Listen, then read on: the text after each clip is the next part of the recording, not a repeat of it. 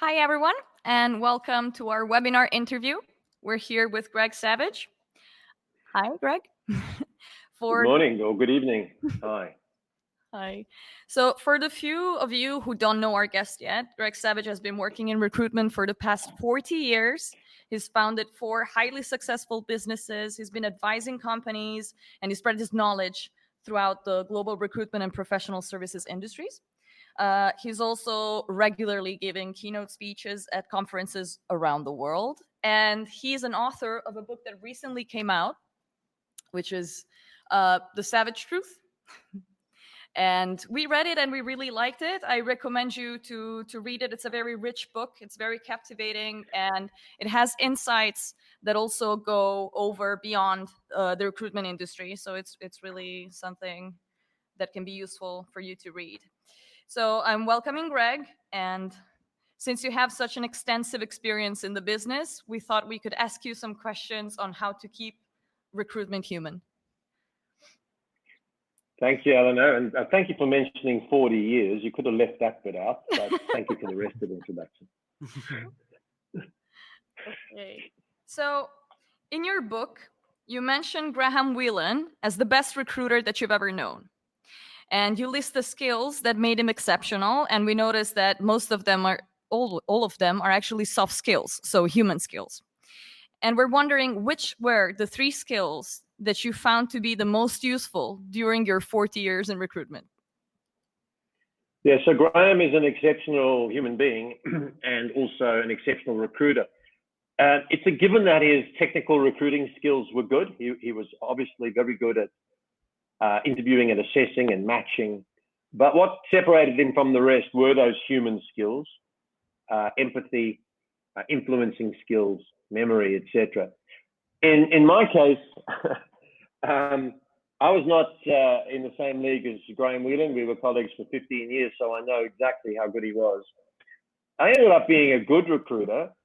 I would say that the skills that probably eventually helped me to be good at the role of recruitment, which are different to the skills that made me a leader of recruiters. I'm not sure if you call them skills rather than traits, but I think urgency, ability to prioritize and to move quickly. People. I come from the third-party agency industry rather than in-house. The traits are very similar, but if you have a good candidate, you need to move very fast, and you need to match effectively and influence the outcome. So I think that was certainly something that I was good at. I think I asked very good questions. I was terrible at all these things at the beginning and for quite some time, but in the end, I think I've become very good at asking questions and becoming an active listener. That's not a natural trait for me. I'm a natural talker, and you've got to train yourself to really listen. And that's going to be hugely important in being an effective recruiter. No matter what sort of recruiter you are, third party, agency, in-house, it doesn't matter. Listening skills, probing skills, not making assumptions are absolutely key to success. And then the third, I think I'm probably on the fourth by now, but the other thing I think I was very effective at eventually is influencing skills. Influencing for the good, I mean. But there are many, many situations. Recruitment's full of what I call moments of truth. Those little interactions where the skill of the recruiter can influence quite a big decision coming down the line. Mm-hmm. So as a recruiter, Eleanor, those are the things that I think I was good at probably in the end. There are a lot of things I'm not so good at. As a leader, I think I became a very good coach. I became very good at intuition with people. At the beginning, not so much at all, but eventually understanding that everyone is nuanced. The people have different buttons and different things that are important to them. A lot of leaders don't really understand that. You need to be at the same time consistent in terms of expectations, but very nuanced the way you deliver the message and counsel and coach people. So all those things wrapped up have helped me on the road. As you know, you've read my book. There is a much longer list of things that I wasn't good at. Yeah. And hopefully we don't have to cover all of those today. Okay, and about the skills that you wish you'd had, what are those? Well, that's a long list, right? So I think I lacked patience. I still do, and I think recruiter needs patience. All these things I feel I've improved on, but empathy, really, in the true sense of the word, not in the superficial kind of making people feel good sense, but really understanding that everyone's fighting their own battle, and you mustn't make assumptions. Oh, here's a young candidate. She's got 2 years experience. I'm sure she's looking for career progression. You don't really know. And you need to be slow to understand. I needed to be slower to understand. And what I mean by that is not be stupid, but actually not make assumptions, and dig deeper and really understand. And it's the same with client, as a third party recruiter, agency recruiter, you've got your clients, you've got your candidates. But even if you're in-house recruiter, you've still got your candidate, and often an internal, or you have an internal client manager or whoever it might. So being slow to understand, not making assumptions. Recruitment organizations and human beings are dynamic. They're changing all the time. And I think a lot of recruiters are kind of trying to tick boxes. And I was like that in the beginning until I realized that we're dealing with a very dynamic and fast moving and evolving situation. So I needed to much that. Needed to really work on improving my memory. When you look at those comments I made about Graham Whelan, one of his incredible skills is that he remembered everybody and remembered everything about them. So, if he was walking down the street, he saw a candidate from 5 years ago, he would say, "Hello, Michael, how's your wife, Mary, and the kids?" And he'd remember. And that makes people feel special, makes people feel valued.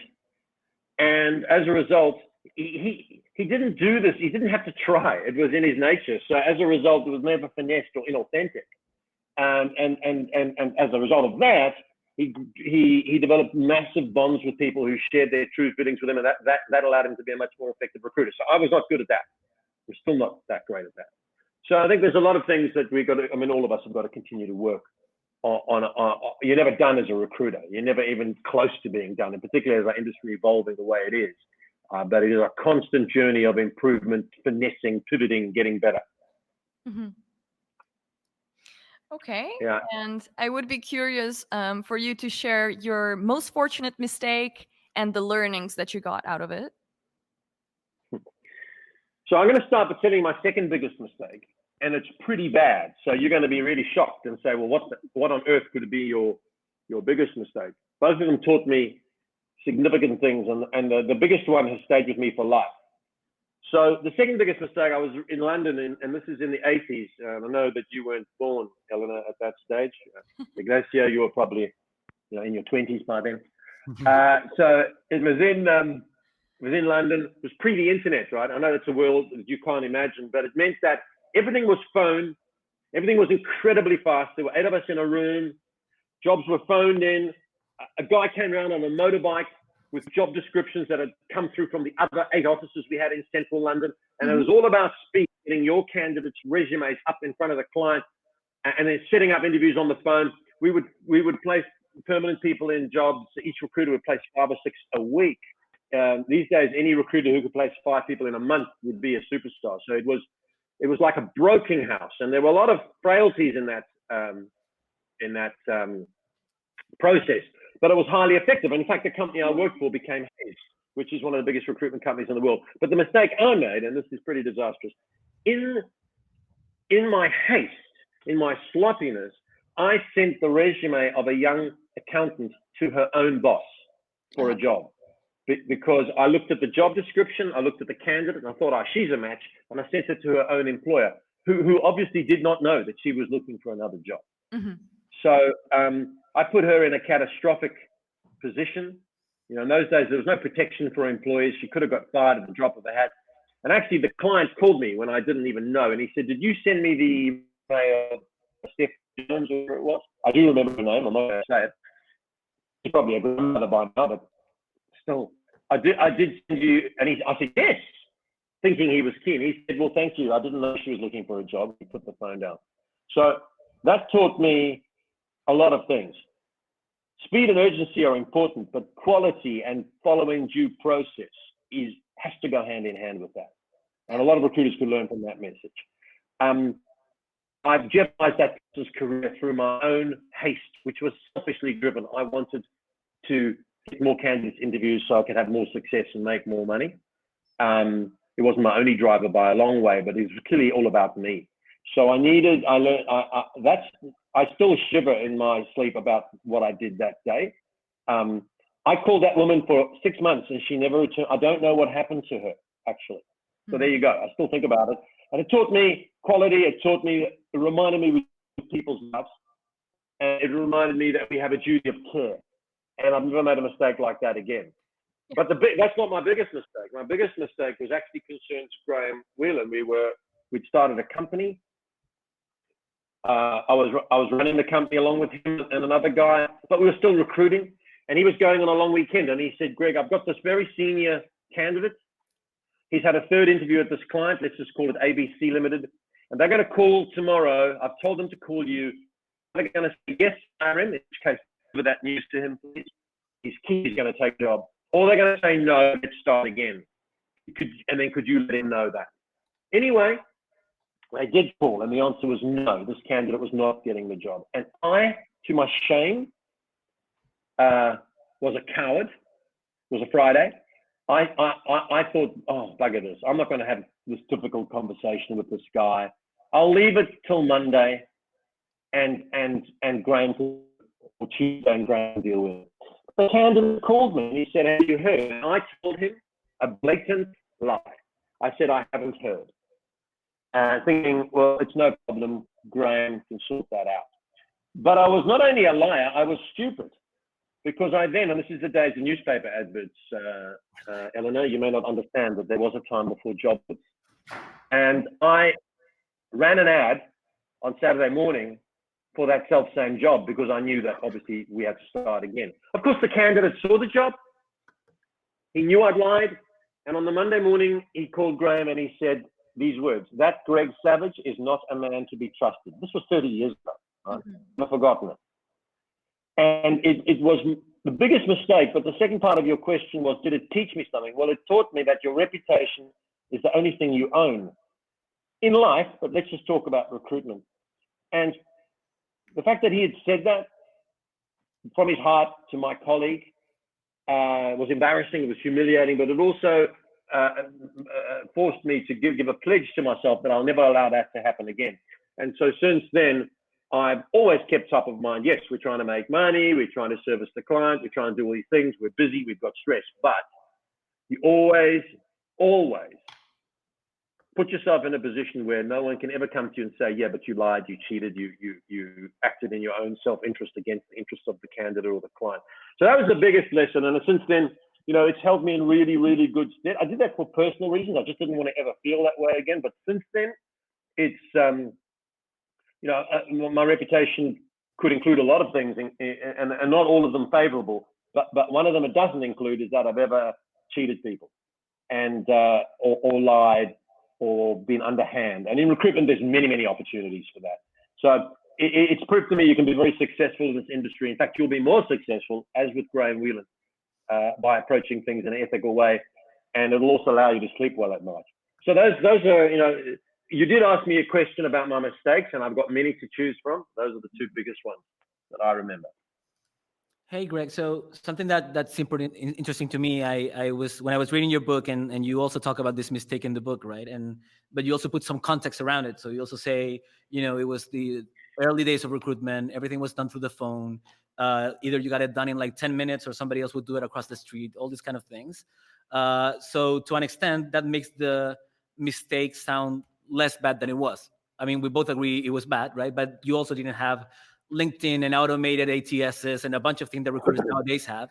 Do you see still people making that mistake still today's day? My take is that they might still make it, and that the shame level they might have, it's even not as strong as the one you had back those days. What's your take on this happening on today's market?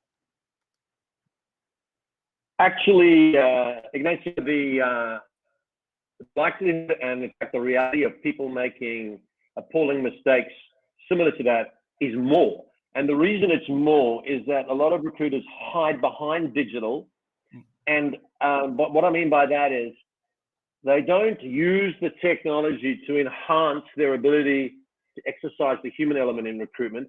They actually dumb down recruitment by making it a keyword matching, resume spamming race. Yeah. Right. And I use these words advisedly because that's what it is in some places. There is actually almost no human skill. And of course, those recruiters, we might get onto this later, will be replaced by automation and AI and a technology-based recruiting world.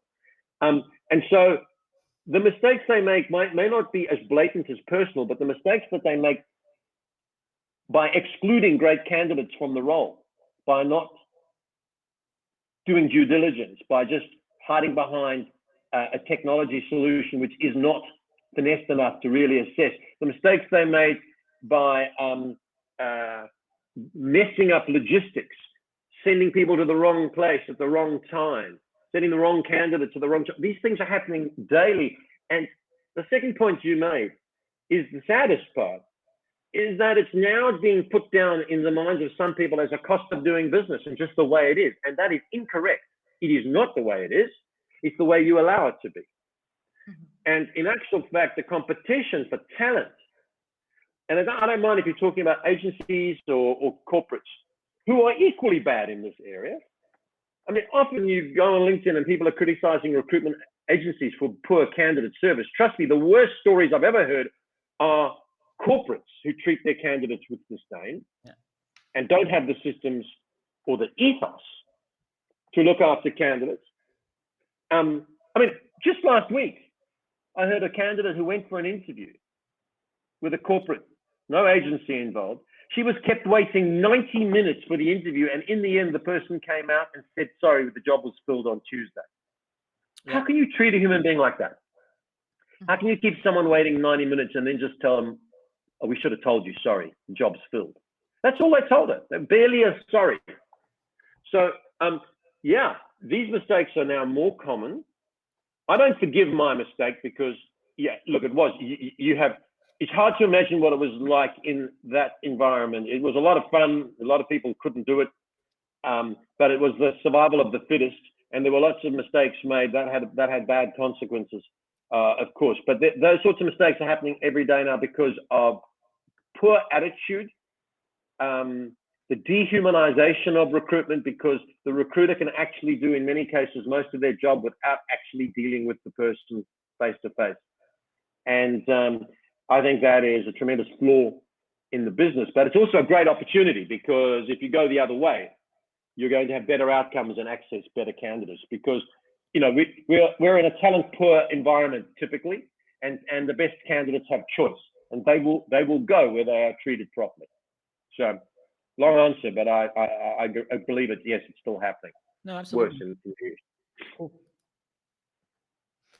So actually, there is something else that I found really interesting, because in May 2019, finally burnouts entered the World Health Organization's classification of diseases as an occupational phenomenon. And in The Savage Truth, you do talk about how recruitment is a particularly stressful profession. And so since you've been a pioneer in the industry and you shared some simple tricks that help you fight stress over time as you proceeded in your career, and how to keep your mindset right, I wondered if you would like to share your experience with the viewers. Sure. Recruitment's not stressful, Eleanor. Look at me. I'm 27 and I still look great, right? No, I'm kidding. Recruitment, you don't have to laugh so loud, you two. I'm watching you. No. It's canned laughter. The first thing, even if you've been in recruitment a long time, or if you're planning to enter recruitment, and don't worry if it's agency or any other sort of recruitment, you have to understand the core nature of the business that you're going into. Recruitment is the only job I'm aware of where the product you are selling can say no, right? So if I want to sell Eleanor this book, which would be an extremely good purchase on her behalf, but if I wanted to sell it to her, we would negotiate a price. I'd try and make it higher, she'd try and make it lower, and one of us would probably feel we won and the other one would probably feel we lost. So there is very much, actually, I'll come back to that point. The first point I wanted to make is that that in this business, if I sold her this book and we agreed a price, the book doesn't say, no, I don't want to go with this new person, right? Yeah. So in recruitment, that is what happens every day, every single day.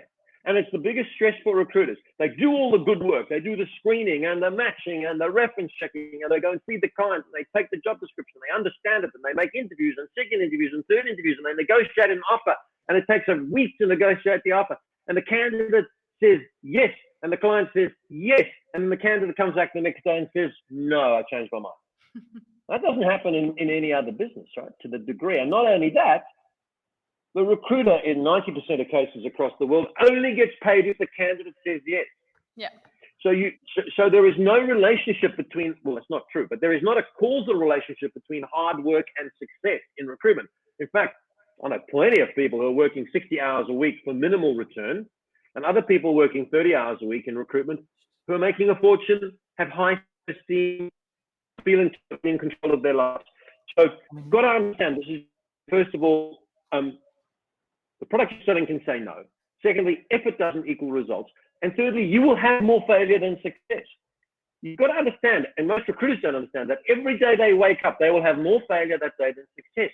In this country, and it's exactly the same in the UK, if not worse, and I'm sure globally, most agency recruiters fill one job out of 5 that they take. By definition, that means they're failing 80% of the time. And they only place one candidate out of 25 that they assess. So mostly, we're not giving our customers what they come to us for. That is and then on top of that, you only get paid for success. So it's a tremendously stressful role when you then weave into that it's human, right? So if a candidate comes second and misses out, that can be a very hard conversation. Clients can give you difficulty. It's a very hard situation to be in. And so that's the foundation. The second thing, though, that leads on from that and takes great strength from recruiters to manage. These days, we talk about managing mental health, quite rightly. For most of my life, it was just a case of talking about this phrase, recruiter burnout. What recruiter burnout means, and bear in mind, I've sat opposite 1,000 recruiters who told me they're burnt out. What it actually means is I can't, although they don't articulate it this way, what it means is I can no longer stand this relentless failure. That's what it means. So as a result, you can't be a mediocre recruiter. You got to be great and thrive, in which case your mental health, your stress will be under control, or you've got to be bad at the job and go and do something else, in which case you might become a Nobel Prize winner in some other thing, which will be great. But you can't be mediocre, because if you're mediocre, you'll have more failure than success, and that will weigh on you. And the other thing that I find a lot of recruiters get sucked up into is a phrase I call wasted emotion. Now, people often misunderstand me on this. I think you do need to be emotional in recruitment. It is a job that requires passion. And I have no problem when I see recruiters dancing when they place a candidate in the job. In fact, I love that because it means they care. And I have no problem when I see a recruiter bursting into tears when she or he has had a tough day. That is natural. It's human. What is not healthy is to hold on to the bitterness, the recriminations, the blame. 3 days later, still talking about, oh, that candidate didn't accept that job, and oh, this is going to go wrong because this client. That is carrying forward negative emotion. It will impact your interactions with your next client, your next candidate, and your next client. Your next colleague that you deal with. Yeah. And that then becomes a self-fulfilling prophecy, right? So the strength required in recruitment is not resilience in recruitment. Is not about not feeling disappointment.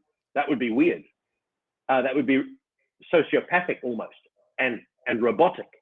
You will feel the highs and lows, the exhilaration, the disappointment. It's not carrying the disappointment through into your conversation. That is what resilience is. You know, I have to say, you're a recruiter, you've had a client visit, you have 2 candidates turn jobs down, but a new candidate's on the phone. That new candidate must have no idea that you're having a bad day. That takes strength. So the way to cope with it actually is counterintuitive. I encourage recruiters to show their emotions, however they feel fit.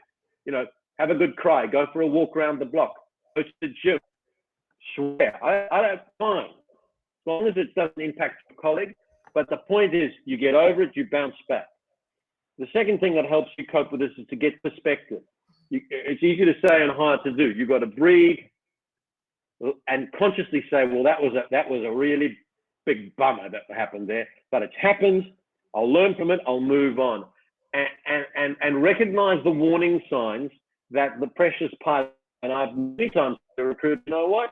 Why don't you go to the gym? Why don't you go home early? Why don't you go and see your mum you haven't seen for a week? Spend an hour with her. That will cheer you up. And honestly, it breaks the cycle.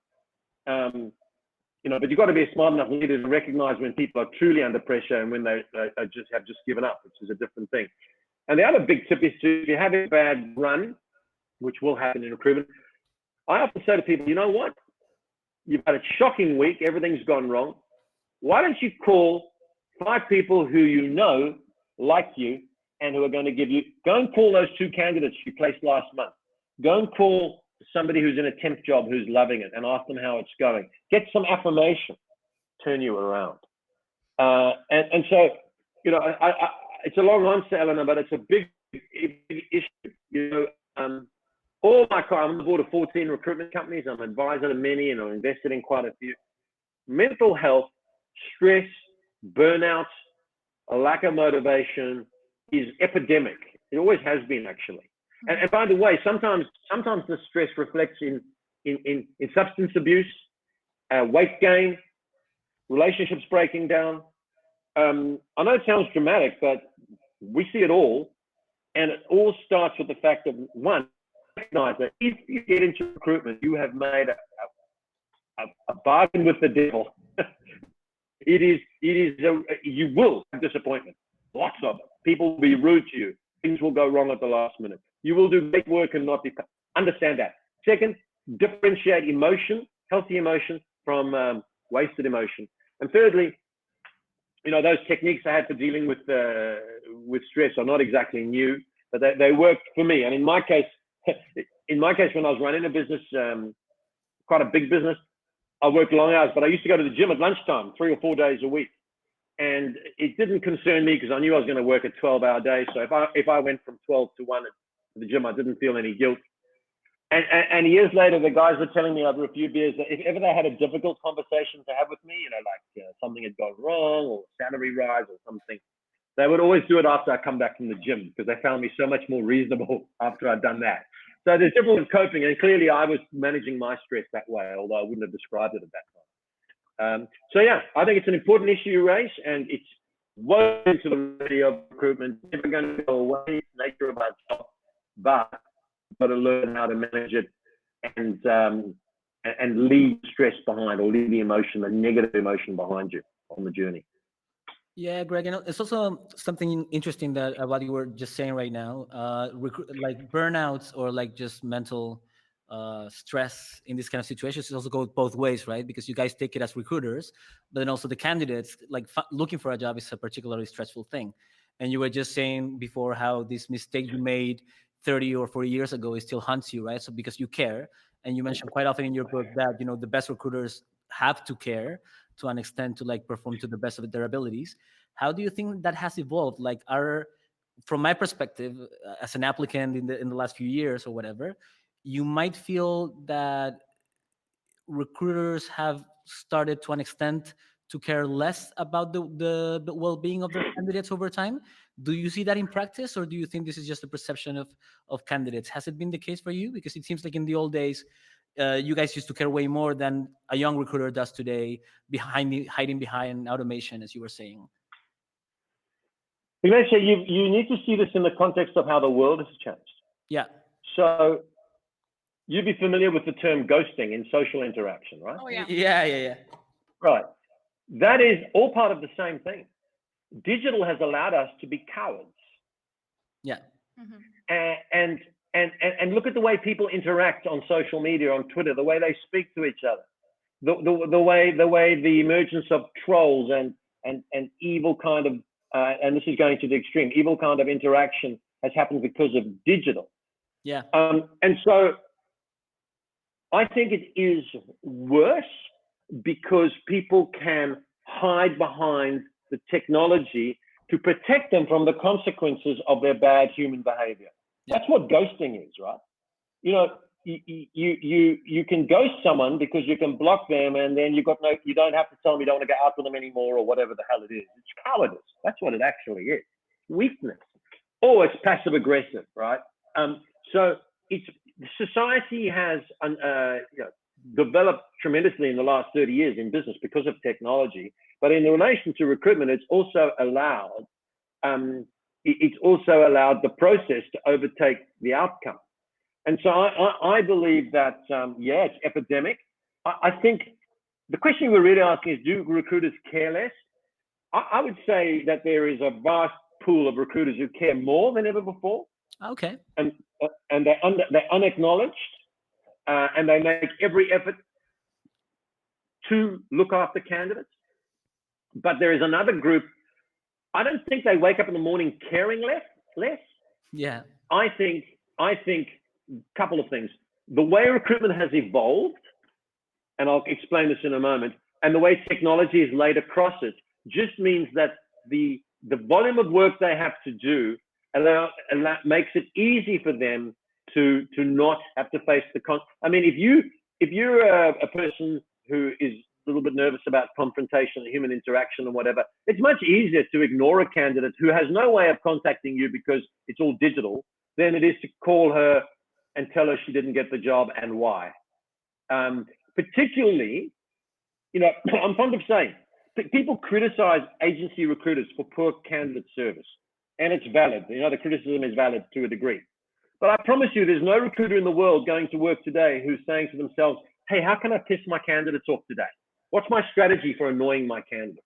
They go into work with the intention of doing good quality work in 90% of cases. The problem is this: the whole recruitment industry is dysfunctional. Much as I love it, it's dysfunctional because clients are driving agencies to operate on the basis of price and speed by making agencies compete with each other on the same job. And as a result of that, quality process is falling by the wayside. It would be much better if users of recruitment agencies took the time to find a good recruitment agency, put a lot of pressure on them to do a good job, but gave them the opportunity to do a proper job in a good period of time by giving them the role exclusively. Now, we can talk about that at some length, but I promise you that is the driver of poor candidate service in the agency recruitment industry. In corporates, there is an element of that where hard-pressed internal recruiters have got a high volume of jobs to service. But there is also an arrogance there in some cases. I was asked to go in and talk to I won't obviously mention the name of this organization, talk to a finance organization that hires a lot of STEM graduates, scientific, technical graduates. Yeah. And they contacted me and said, Greg, we're not getting many people come to us. Why? We've got a great brand, etc.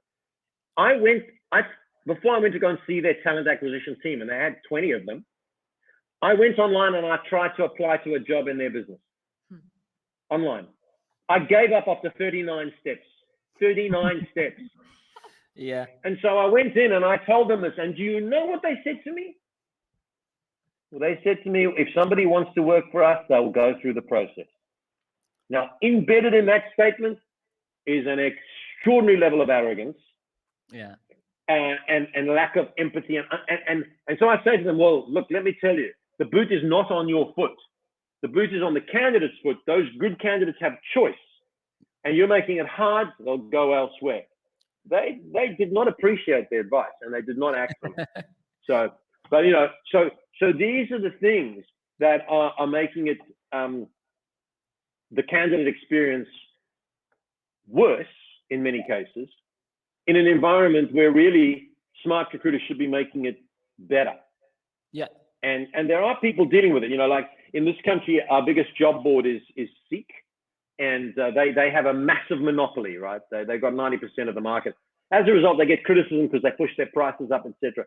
One of the things they've done is to change the way they interact with agencies. And the reason they're doing it is there are too many job ads. Can you believe that? For a job board saying, but they are worried that the candidate experience is so bad that candidates will stop going onto their job board.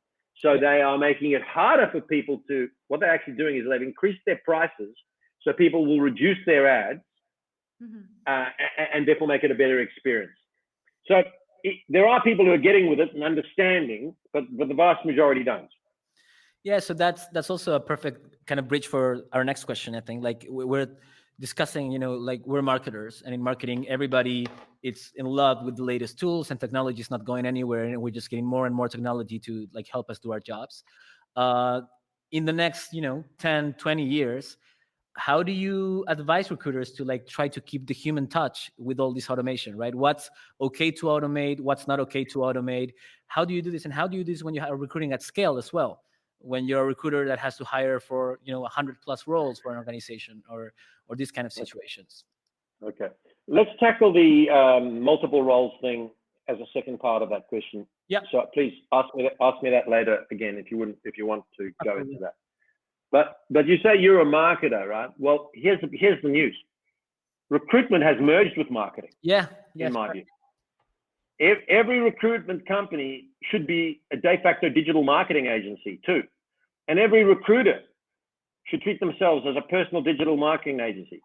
I do that. How are we speaking? We've never met. You're on the other side of the world. I'm an unemployed ex-recruiter, right? Here I am in my house. I've got fuck all to do, and you're talking to me.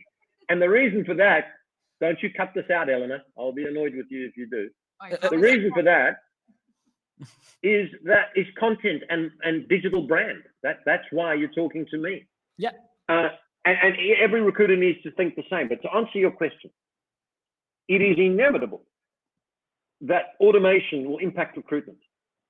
And the important thing is to understand that anything that can be predicted will be automated, in my view. But where there is nuance, where there is influencing, where there is a multiple number of outcomes that cannot be predicted in response to a certain situation, which is also true of recruitment, that can't be automated. So let's go through it. And I'm going to use the word automation to sweep up artificial intelligence and machine learning and all this stuff. So the sourcing, what recruiters call sourcing, which is finding people through digital means, will be automated.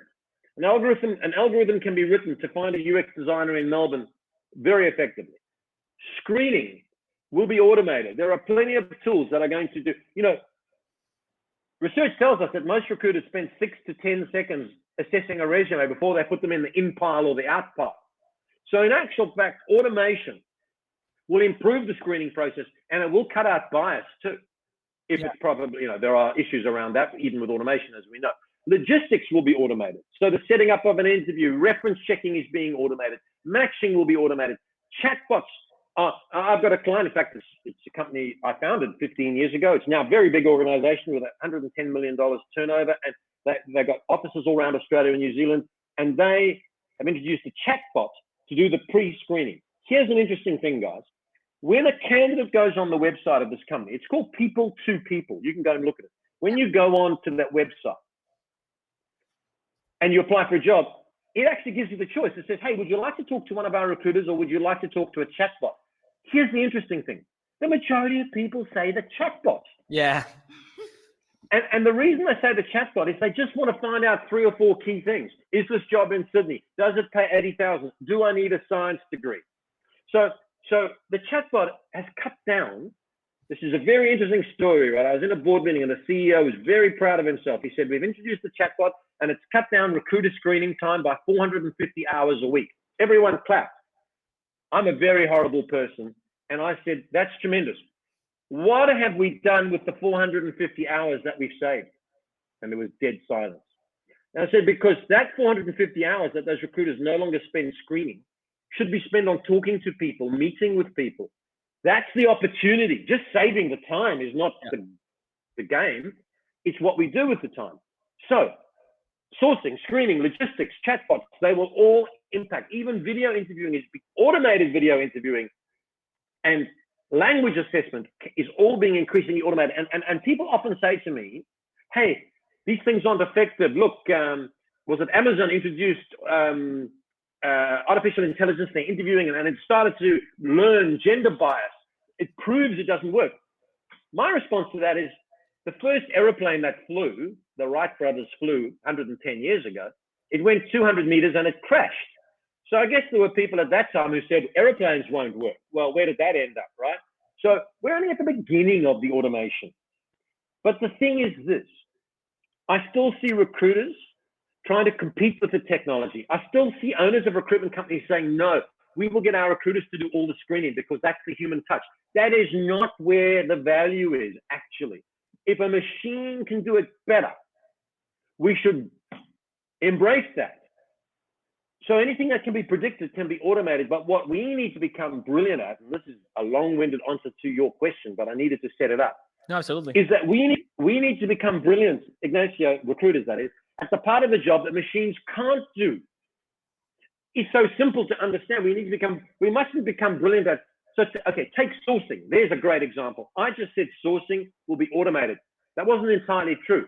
The part of the job that is the digital search, the algorithm that says, find me a UX designer in Melbourne or in Amsterdam, I could do that from here. That's digital. We don't need highly paid recruiters to do that. Yeah.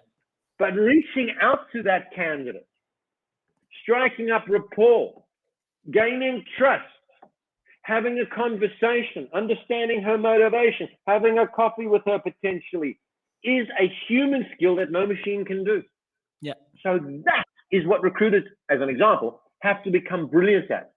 And the bitter and sad irony is that is the part of the job that most recruiters are no good at. They're competing on how to screen people and keyword match, and that's bullshit because the machine will do it better. Have I explained myself? Because what I've just given you is the future of recruitment for free.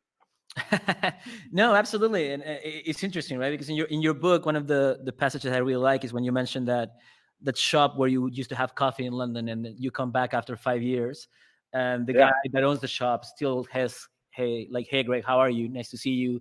You still take a latte or whatever you used to take. Flat and that's the kind of things that, as you say, right, recruiters right now are feeling too comfortable in just being behind screens, and they want to be like, hey, actually, absolutely, the part that you're saying it should be automated is what they're spending the majority of their time in, because a lot of them are trying to even avoid human interaction, which is the main part of the job, right? And there's a big opportunity for those who embrace that in the future. So huge. You come from an agency background, and I'm gonna bring you back into the.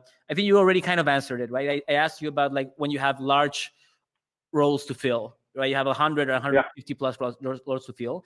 So from what I understand from what you were saying is that you let the machines do the heavy lifting, and when they throw out you the 40 plus or whatever candidates you should actually focus on, that's when you spend all your hours being really human with them. Is that the way you feel also that scaling this? Yeah, well, let me talk about, first of all, let me just remind you that the coffee I like is a soy latte. And the reason I tell that to you is that when I'm next in, flat white, but I wasn't sure whether you guys would understand that word flat white in Europe, but it's kind of an Australian thing. I'm telling you that because when I'm next in Rotterdam and you buy me a coffee, which will be well overdue, you need to get it right. So I'm just telling you.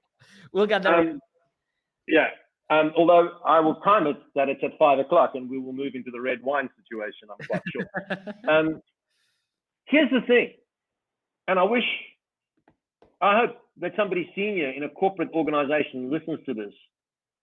Just because you have high volumes of candidates is no excuse for sloppy recruiting. Yeah. That is bullshit.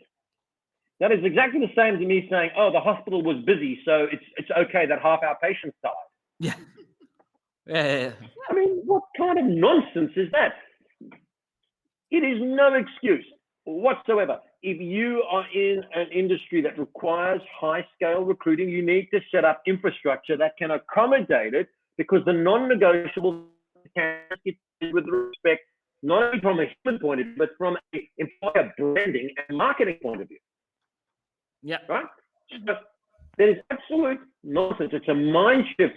To someone say to me, that's exactly the same. And now you're getting on. When somebody says, I'm sorry, I was busy. I didn't do that thing I promised I'd do with you.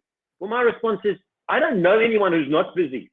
Yeah. You know, my son who's 19, he's 2 doors away. He's the busiest I know, but that doesn't him say, hey, Dad, I'm going to wash the dishes.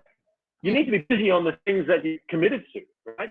So as soon as you enter the recruitment market as an employer, there is an intrinsic commitment, in my view, a contract, if you like, which people break all the time, to make sure that candidates, successful or otherwise, are treated with respect, communication, and even advice. Yeah. So start by understanding that is dysfunctional, and it is also dysfunctional. People say, well, I'm recruiting for 10 call center people, but I got 300 candidates. Well, have a look at your advertising and messaging. Why did you get 300 candidates? Why didn't you get just 30 candidates by maybe a tighter job description? Why the advertising pipelining to more accurately attract the right person is part of your responsibility. Because not only do you have responsibility to the candidate experience, you also have responsibility to your recruiters, who will not be able to do a thorough job if they flood it. And technology can very effectively cut down that funnel. My chatbot example is a really good one. You know, one of the questions chatbot asks, the first question actually on this people-to-people example is, do you have a visa to work in Australia? Well, 15% of people who apply don't. Yeah. Mm-hmm. That cuts out 15% of the screening process. The chatbot then says, we're very sorry, we are unable by law to help you. Here's a link to the Australian Immigration Department. Here's a link to this. We give them some help, but no recruiter spends 20 minutes trying to get someone off the phone who we can't help anyway. Yeah. So now that we treat the person with respect, we give them the feedback, but it's cut down hundreds of hours of time. And that would be the same with your scale, so-called high scale recruiting. Yeah. A lot of that high volume recruiting is because we attract too many inappropriate people. And if you attract inappropriate, and that's the same with job board advertising in many cases, if you attract inappropriate people, you have an obligation to give them appropriate feedback. But of course, that's what falls off the table when recruiters are busy, because they're going to focus on the candidates who have the right skills. But even the candidates, I mean, I've got a story for you. A friend of mine, she used to work for me for 10 years. She's an HR director. Mm-hmm. Mhm. She applied for a job in Melbourne. I won't mention the name of the company. I do know who it is. She had a first interview with HR. This is like a $200,000, $250,000 role, right? Yeah. So 120,000 euros or whatever. She had a second interview with the HR person. With the line manager. She came back for a lunch with the key people. She had a psychological assessment. She went back to that organization for a fourth time, and she had a meeting with the CEO. And it was on a Wednesday afternoon. And she was told she'd get an answer by Friday.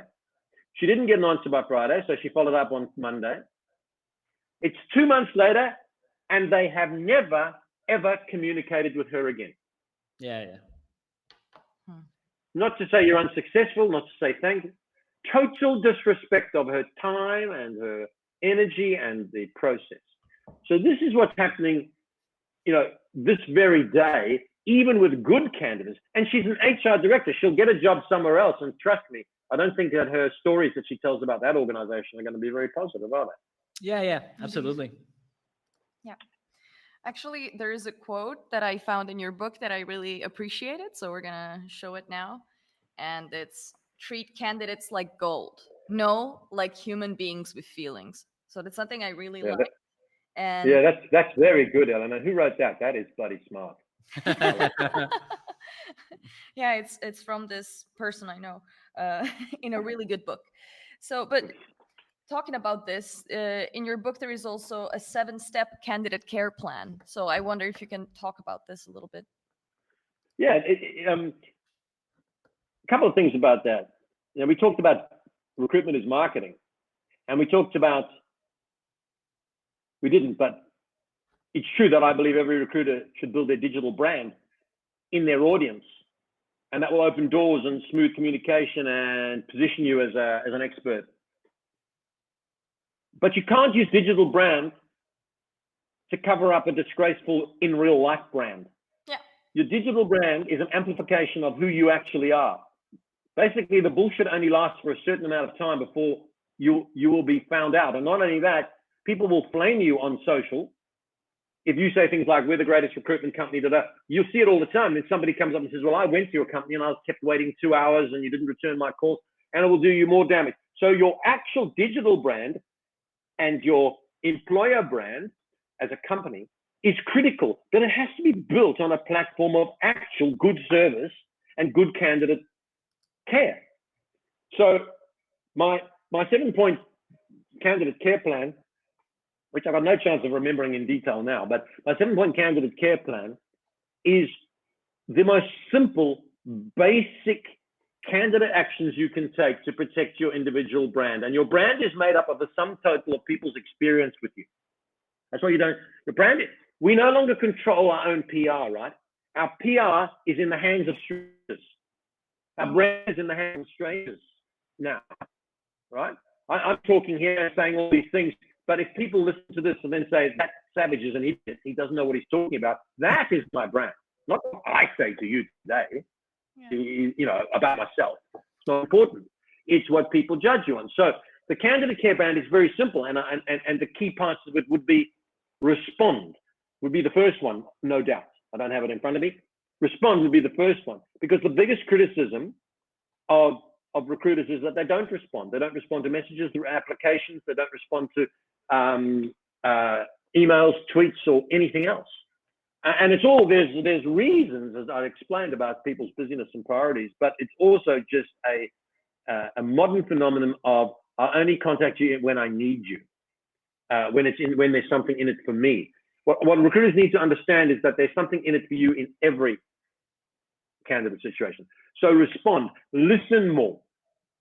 We're great talking in this industry. I'm a prime example, but we need to be good at listening, asking questions, not making assumptions. Empathy, you know, taking time to understand what the person's really saying and what their motivation is. And so there are 7, I can't remember them all off the top of my head right now, but there are 7 very, very simple actions, which every recruiter will say, yes, that's obvious. And when I talk to them, they say that. And I say, I know it's obvious, but do you do it consistently? And I've never met anyone, including myself, who can consistently say, I do those things. So my advice to any recruiter is, you know, go to the book, or I've got a blog on it, and just look at those 7 points, which are very simple, very manageable, and make that your mantra as a start. And the thing, you know, I made the comment about my reputation early on, and I was shocked at this guy saying something negative about me, which I deserve. Yeah. Your reputation, as I said, is made up of all your interactions. So apart from the fact that it's nice to go home at night and know that you didn't leave anyone hanging, you didn't let anyone down, you didn't destroy anyone's dreams, you didn't belittle somebody, you didn't humiliate somebody, all of which recruiters do daily by not treating people according to those 7 premises.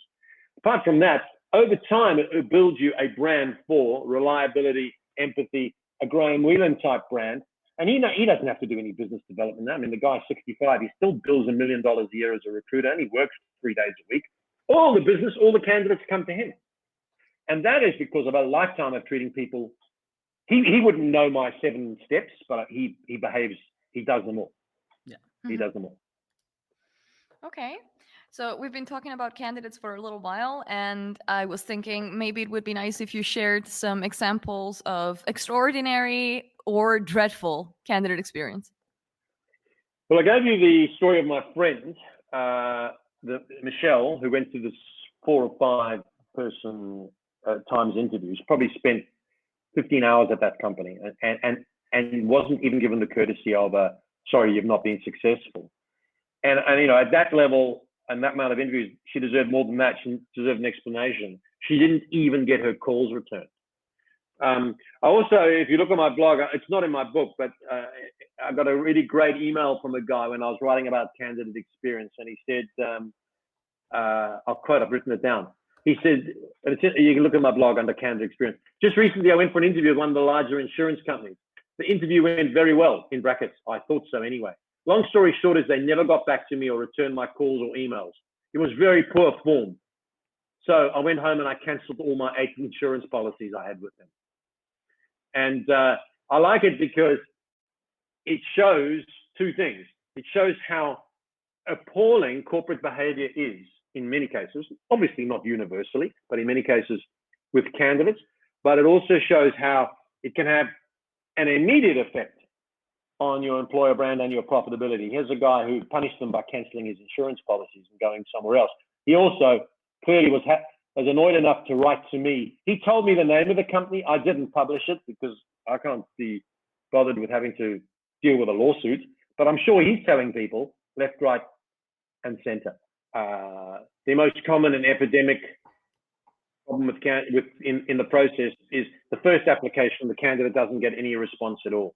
That is just an epidemic, right? So I think that's appalling. The second is that people don't understand that you need to guide people about next steps in the process. So simply saying, have you got your resume? We're assessing you for the shortlist. You need to be able to say, and you will hear by Thursday the 21st if you've been successful or not, either way. And you need to stick to that. And then if people are put on the shortlist, they need to be told that interviews will be in this week. And if they've been interviewed, they need to be told that second interviews will be. It's engaging, but even if a person is then unsuccessful, they feel respected. So that's that part. In terms of the best service, well, there are lots of examples. Or one I like goes back many, many years. I've seen it happen more than once, but the one I'm thinking of is this recruiter was trying to fill a PA role with its very, very senior CEO. And the perfect candidate walked in. She was on her day off and she was dressed quite nicely, but very casually in jeans. And our recruiter interviewed her and she said, you're fabulous for this job.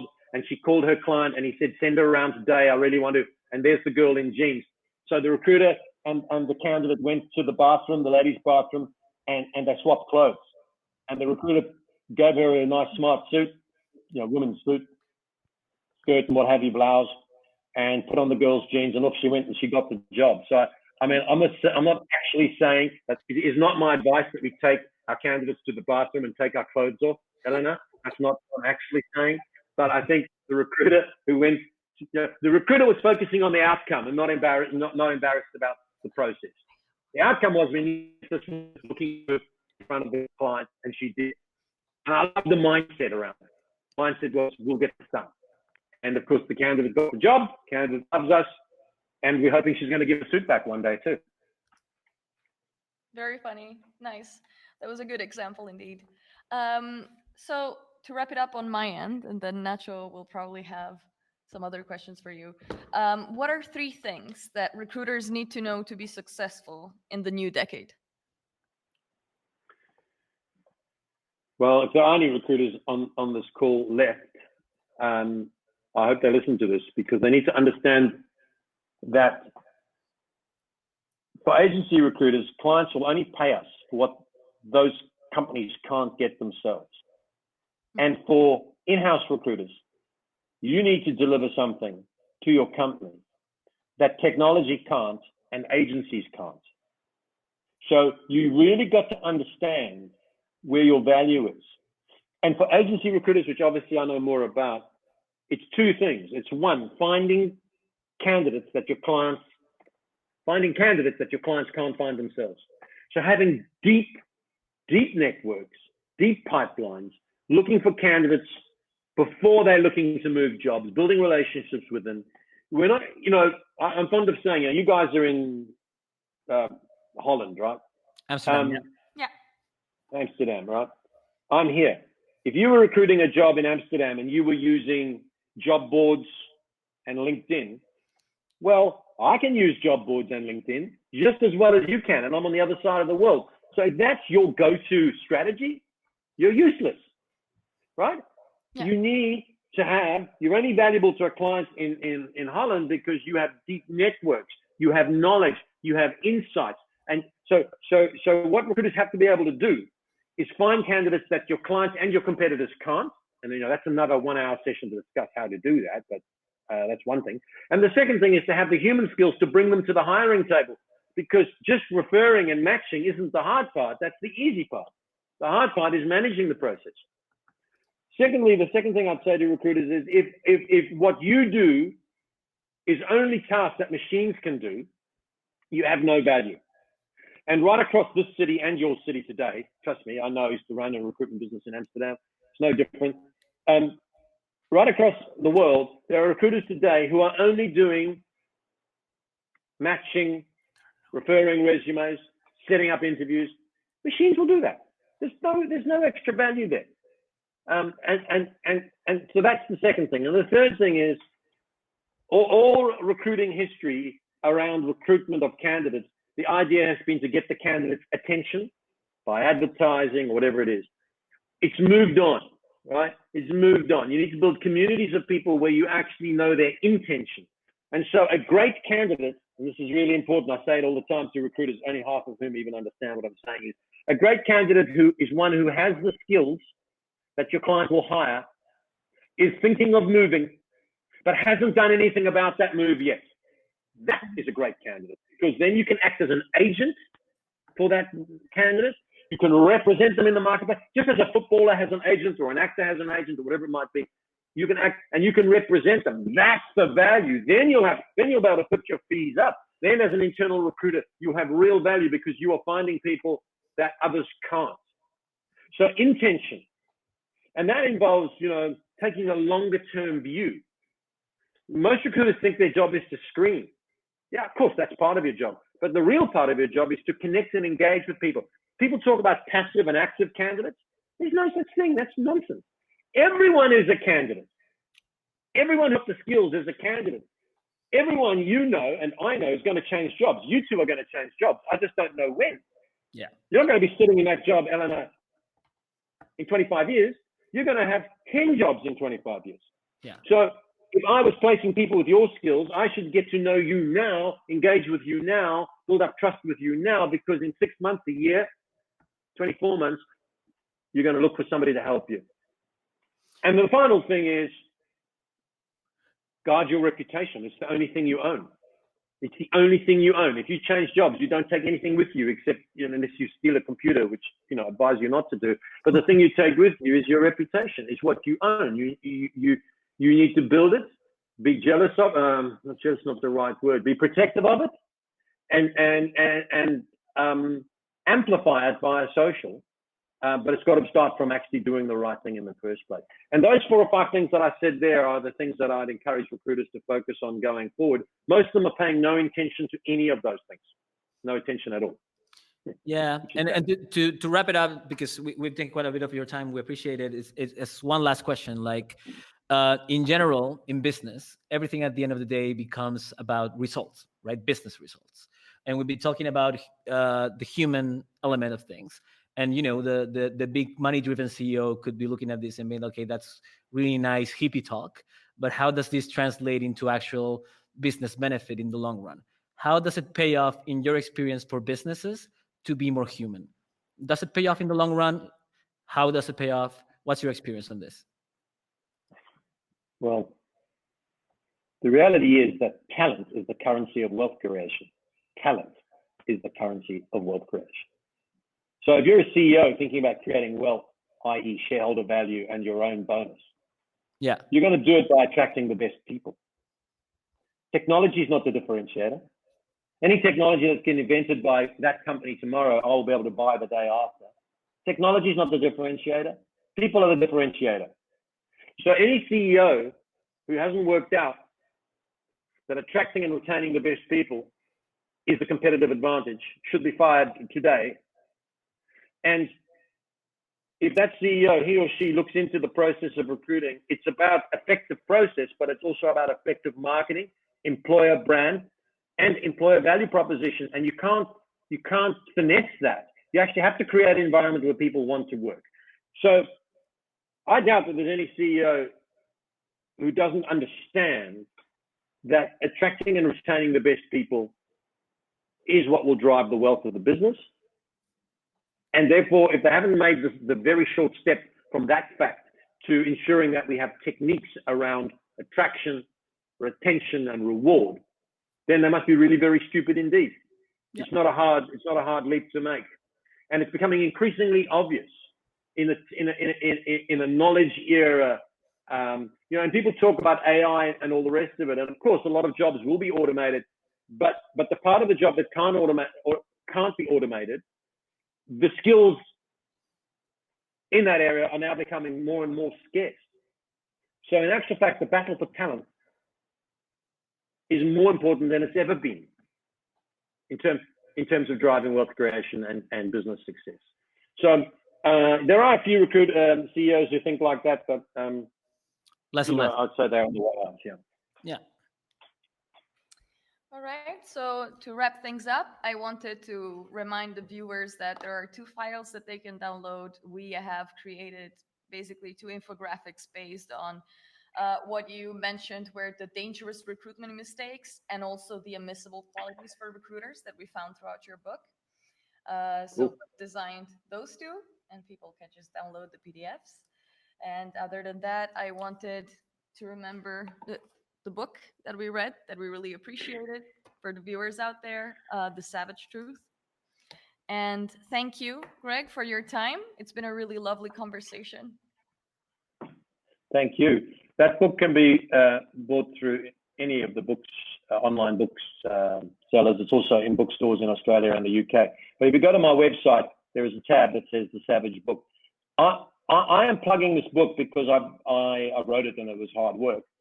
But more importantly, it is, I believe, anyone in recruitment will get some benefits from it. You'd hope after 40 years I've learned something. Mm-hmm. It's not about generating money. In fact, I'm donating all the profits from my book, all the revenue from my book to the Australia Bushfire Fund anyway. So there's that. But never mind about that. Just concern yourself with a recruiter or even business leader. Save yourself the pain of all the mistakes I've made by reading about them in the book. So I think that would be good. If anyone's in the UK, I'm on a speaking tour there in April, and in Australia in March, and New Zealand in March. So please have a look at that too. I'd love to see you there. And as far as you 2 lovelies, what a pleasure. It's like the United Nations here. We're from all the corners of the globe, so that's fun. Yeah, indeed. Thanks, Greg. It was great to have you. Yeah. We'll hope to keep in touch, and hopefully we'll have a second one of these ones at some point or something. Indeed. We'll figure it out. Yeah. Okay. Thanks, God. Cheers. Good Bye. night for us. Bye, Greg. Bye-bye.